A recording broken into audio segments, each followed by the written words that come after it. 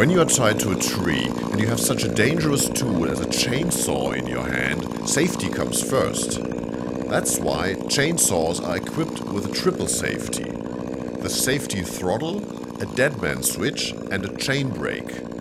The throttle and the deadman switch need to be turned on with the right hand, and the chain brake needs to be off.